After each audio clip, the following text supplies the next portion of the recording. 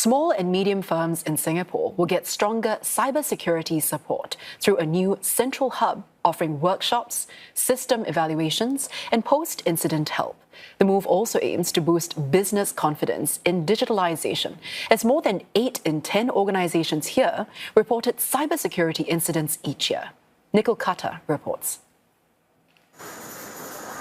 A data breach involving moneylenders in June last year led to the personal data of over 190,000 people stolen, including NRICs, addresses and credit details, showing that even regulated firms can fall victim.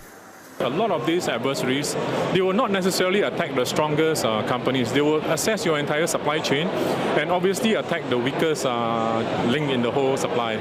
So what would happen is that a lot of these SMEs, they may not be so well resourced, they may not have the kind of skills as well as expertise or the finances. It's not just small firms at risk.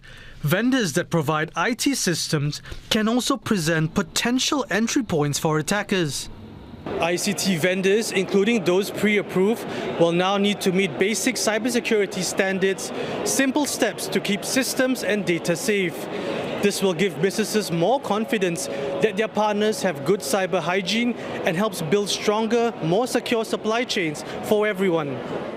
Beyond regulations, a new centre will be launched next year to boost cyber defences, improve cyber hygiene and speed up recovery after attacks. Led by the Singapore Business Federation, it offers a staffed helpline and even cyber drills to strengthen response skills.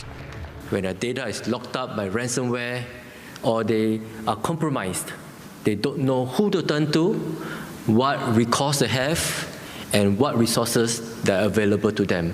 So this centre will play a very important role in terms of helping our companies uplift their cybersecurity posture, but also when an incident happens, the companies will be able to reach out to this centre for support.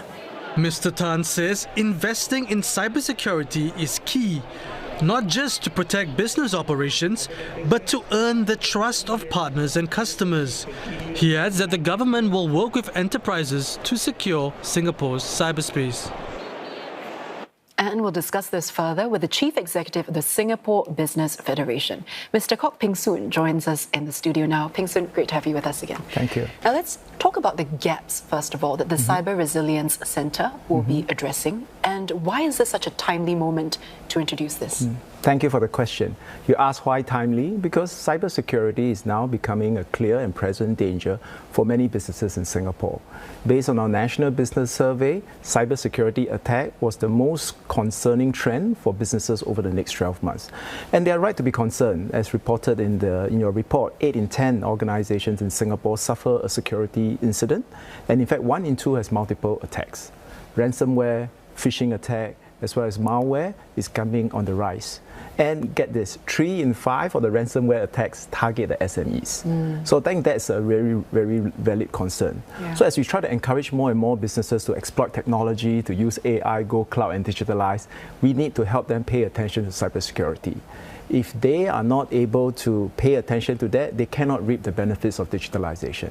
But unfortunately for many companies, starting on cybersecurity is pretty daunting.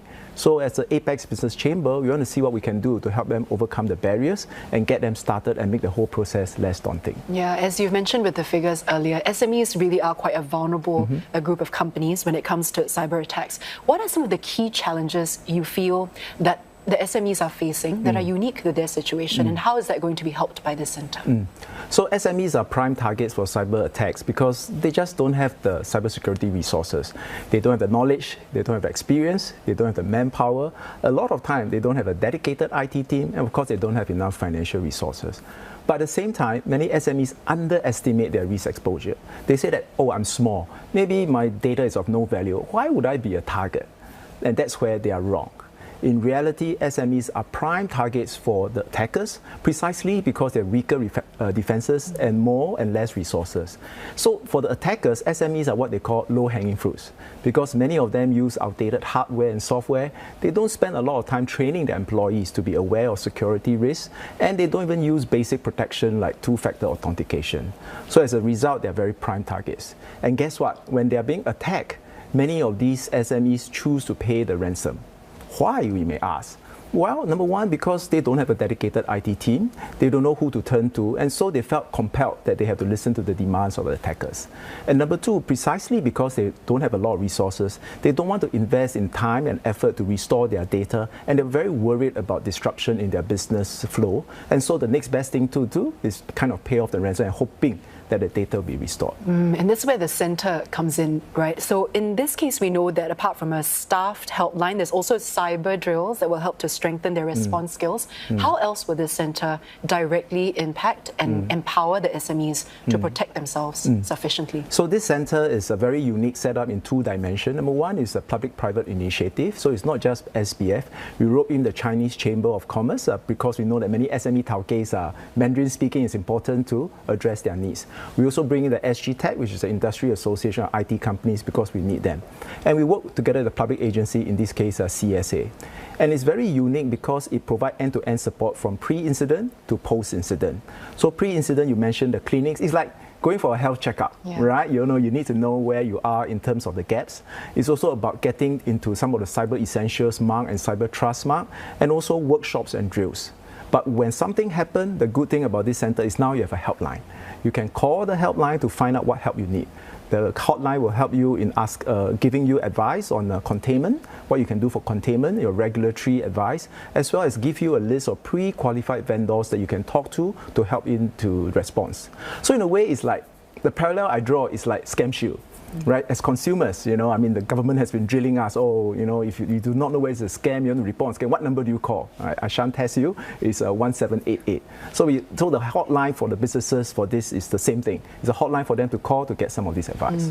So in all of these initiatives with regard to the centre and what it provides, how does it tie into the national cybersecurity strategy as a whole? It fits very well in. I mentioned this whole center has the pre-incident and the post-incident.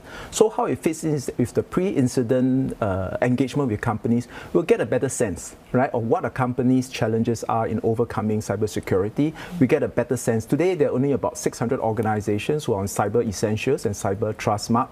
600 is really a drop in the ocean when we talk about 200,000 companies in Singapore. So the pre-incident support, by running the workshop, we get more companies on board.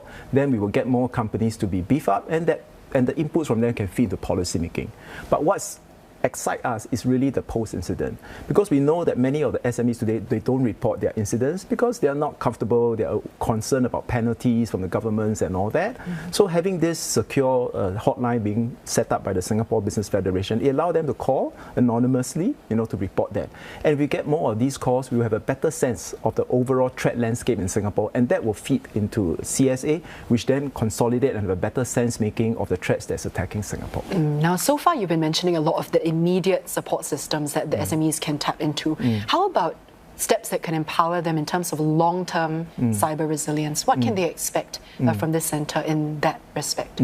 I think long-term cyber resilience really start by getting the companies to take the first step. So I think the services that we provide help them to do that. First of all, go for a clinic, kind of diagnose where your gaps are. Now you know your gaps. Number two, get yourself committed. It's like a health plan, right? Get yourself to be healthy. So to get healthy, get on the journey to have a cyber essentials mark or cyber trust mark. And if you need help, CSA has the CSO as a service to kind of help you. But it's not important. It's important not just to get a mark, but make sure you go for drills and exercises, phishing exercises. So I think that will help to build their long-term resilience. But it's also important that companies don't feel that they need to do this alone, that there's a wider ecosystem to support that. And in fact, we also encourage some of the bigger companies, what we call the queen bees, to bring their supply chain along in increasing their cyber resilience. Because the saying goes, right, you're only as strong as a weakest link, and many of these SMEs are suppliers in the bigger firms. So the bigger firms need to pay attention to the cybersecurity resilience of many of the suppliers, and I hope they can play their part too. It's really a multi-pronged approach, and the centre really brings everyone together. Absolutely. In a definite direction when it comes to cybersecurity. Indeed. So thank you so much, Peng Soon, for coming on today and breaking all of that down for us. I've been speaking with Mr. Kok Peng Soon, who is a Chief Executive of SPF.